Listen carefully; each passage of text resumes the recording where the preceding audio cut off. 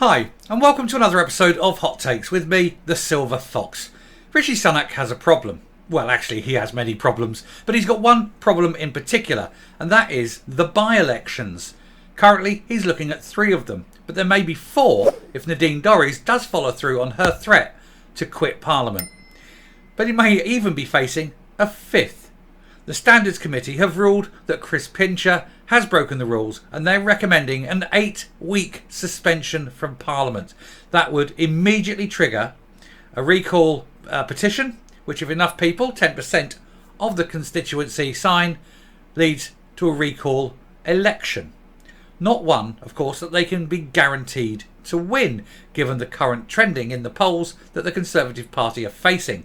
It's an absolute battering, in fact. So the non-tax-paying multi-billionaire with the green card, Rishi Sunak, might well be thinking about calling in the removal men to get his things out of number 10 pretty damn quick, and then he can sod off to America and live a new life, spending a lot more time with other people's money. He's certainly not paying much tax here, so perhaps we ought to make him pay a little bit before he goes. Anyway, we'll take a look at this piece to see why Chris Pincher is being forced out for 8 weeks, assuming the parliamentary vote goes that way, although I suspect it probably would. And then we'll see what is likely to happen after. Pincher by name, Pincher by nature. Here goes. So, Chris Pincher set to be suspended from the Commons for 8 weeks. Now, of course, Pincher was the friend of Boris Johnson. He's the one that Boris Johnson sort of stood by. There was allegations made against him. Johnson said, no, don't believe the allegations. Oh, well, waffle and spiff, and all that. The way Johnson spoke. Stood by him. And, of course, then everyone else said, no, you've got to fire him. Johnson said, no. This was last year. This was about a year ago now. And Johnson stood by, and then everyone started resigning over this Chris Pincher affair. Now, whether it was actually the Chris Pincher affair that started the ball rolling, or whether the ball was already rolling and they were looking for an excuse, and then this Chris Pincher came up and they used that as the catalyst. That was the excuse. It was a false flag, really. There was always going to be this push to oust Johnson and to put Sunak in. But there's no way of knowing now. It's far too late. But it's something I've suspected, that the ball was already there. The ball was already rolling, should I say, and it was just that this came along just at the right moment, and they used that. They utilised this excuse. However, that said, it's still a bad thing that he's been caught up in. But it is only an allegation at this point, I must hasten to add. However, getting into the article, Rishi Sunak could yet face another by-election after Parliament's Standards Committee, or the watchdog, recommended former Conservative Deputy Chief Whip Chris Pincher be suspended for the Commons for 8 weeks over groping and, very specifically, allegations. How can you suspend someone over an allegation? You're forcing a man out. He could lose his seat and thus his job and his good reputation on an unproven allegation. This is I don't care that he's Tory. It's the principle of the matter. It's simply that nobody should be forced to resign, forced to be fired, lose their job, their livelihood, anything like that. Have their good name sullied, anything. Simply on an allegation. For if that was the case, I'd start alleging things all over the place. It's not right. Like I said, there's going to be Labour supporters thinking, you're a bloody Tory. But think about it. What if it was a Labour man? There's going to be, doesn't matter what he is. Doesn't matter his party. It's the principle that you should not be forced out. And it could be you at your job. You could be sitting in the office and someone makes an allegation. Would you want to lose your job simply on an unproven allegation? I think it's wrong. And so this may well mean that he doesn't get the voted out because, there for the grace of God, go I, the other MPs will be saying. Someone else could make an allegation, I'll lose my job. Where's this coming from? We shall see. It's got to go to the vote. If it goes to the vote, he's out. I mean, that's it. But it's a tough one, isn't it? Anyway, if that sanction is backed by MPs, as I've just mentioned, then it will automatically trigger a recall petition, which would likely lead to a vacancy in the disgraced politician's Tamworth constituency. There are already 3 by-elections due to be held on July the 20th, as I've mentioned above. 2 came about after Boris Johnson and his ally Nigel Adams resigned The third was prompted by the resignation of David Warburton amid allegations of sexual harassment and a spot of the old Colombian marching powder. I did a video about that a few weeks ago. Nadine Dorries has also indicated she will resign, though is yet to do so. It may well be either that she spoke in haste and has probably got, regretting it and saying, oh, actually, I'll stay now. That's possible. Or possibly she's picking the moment to do the most harm to Rishi Sunak. Also entirely likely. He did bounce her elevation to the Lords, so I think that's more likely. Anyway, it was the allegations against Mr. Pincher that ultimately hastened the downfall of Boris Johnson. And as I mentioned above, it was a coup d'etat, and I think actually they just used this as the excuse to start it. Last summer, he was accused of drunkenly assaulting two men at the exclusive Carlton Club in London. According to reports, Mr. Pincher fondled the left buttock of a man in his 20s before moving his hand around to his groin shortly after buying a round of drinks. That's not the rules. It used to be the rules. Back in the 70s and 80s, it used to be the rules: buy a drink, get to touch the funny bits. It was never the rules. I'm kidding, of course. A second man also alleged that he was drunkenly groped by Mr. Pincher on the same night. Seems that Mr. Pincher has a fondness for young men.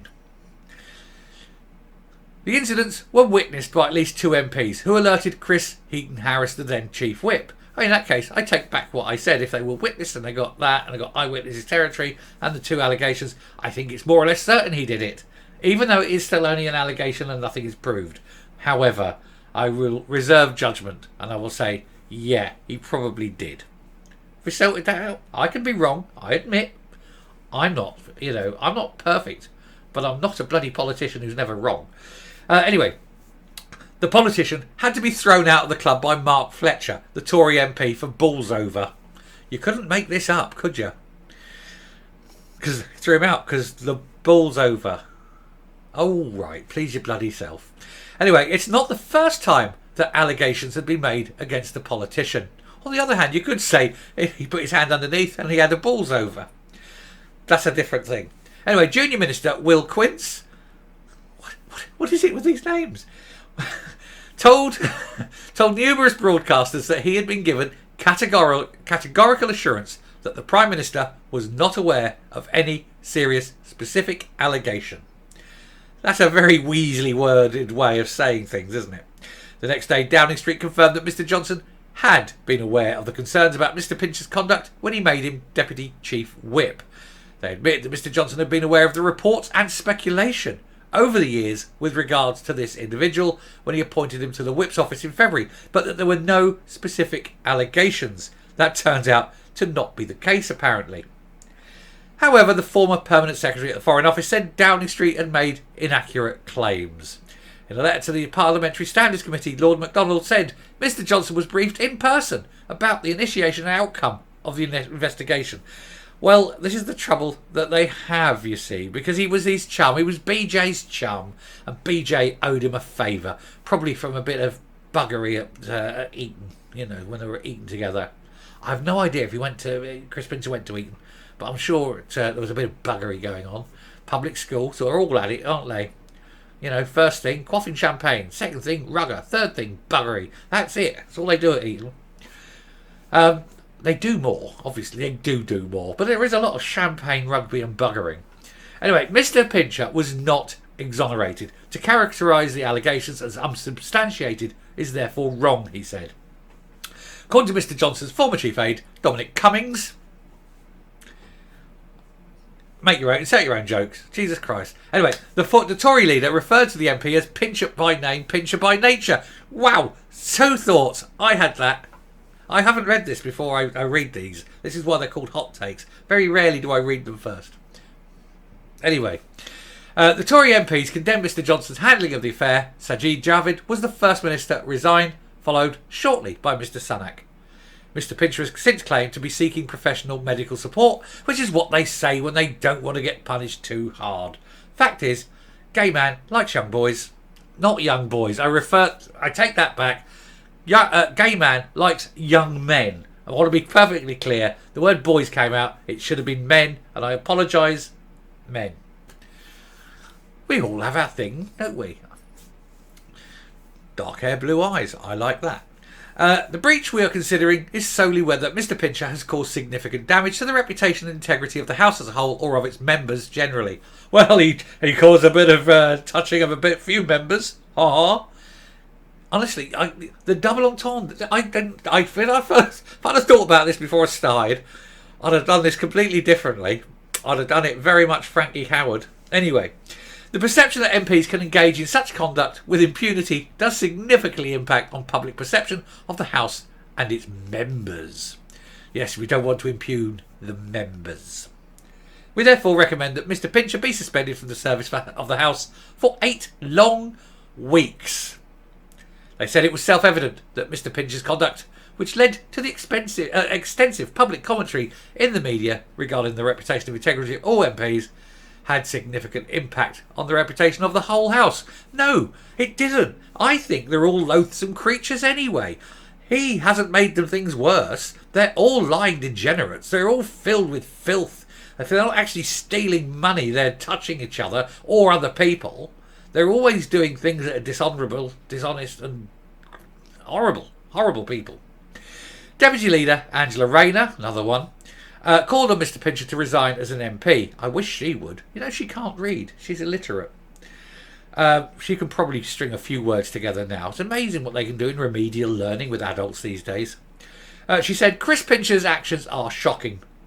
But what's even worse is the way the Conservative Party protected him, even promoting him despite a previous investigation into his conduct. I will be fair to the Conservatives. Oh God, the Conservative Party didn't protect him. Boris and his little coterie protected him. But the likes of Sajid Javid, and a load of them, there was about 10 in the end, weren't there? They were falling like ninepins, all resigned over the principle. So, you know, I think Rayner's got it wrong there. Chris Pincher should now do the decent thing and resign as an MP. The people of Tamworth and the surrounding villages deserve more from their parliamentary representative. They certainly do. Can't believe I'm actually agreeing with Angela Rayner. That just seems wrong and weird. Anyway, I'm going to stop there, come up and end this catalogue of filth that's been coming out of my mouth. Parliament is a wonderful place. It's filled with many diverse characters who want to steal from you or touch you in inappropriate places. Every single one of them. I mean, they're all weird.